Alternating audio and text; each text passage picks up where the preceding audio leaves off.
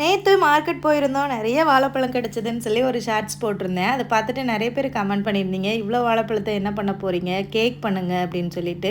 சரி நம்ம இன்றைக்கி கேக் பண்ணலான்னு சொல்லிட்டு காலையிலேயே கேக் பண்ண ஸ்டார்ட் பண்ணிட்டேன்.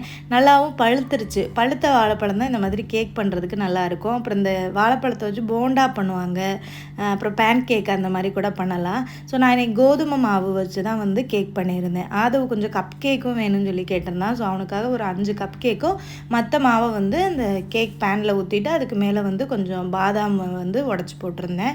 கப் கேக்கில் உள்ளதில் வந்து மேலே கொஞ்சம் பட்டை தூளும் கொஞ்சம் சுகரும் மிக்ஸ் பண்ணி வந்து போட்டிருந்தேன். நல்ல டேஸ்ட்டாக இருந்ததுங்க. நான் இவ்வளோ நாள் செஞ்ச கேக்லேயே இந்த கேக் தான் பெஸ்ட்டு கேக்குன்னு சொல்லுவேன். ஏன்னா அந்தளவுக்கு சாஃப்ட்டு, அது மட்டும் இல்லாமல் டேஸ்ட்டுமே சூப்பராக இருந்தது. கேக் பொறுத்த வரைக்கும் அந்த மெஷர்மெண்ட்ஸ் தான் முக்கியமானது. ஸோ நான் இன்றைக்கி வந்து கரெக்டான மெஷர்மெண்ட்டில் எல்லாமே போட்டிருந்தேன். அதனால் சூப்பராக பர்ஃபெக்டாக வந்தது. இதோட ரெசிபி நாளைக்கு ஷேர் பண்ணுறேன் லாங் வீடியோ.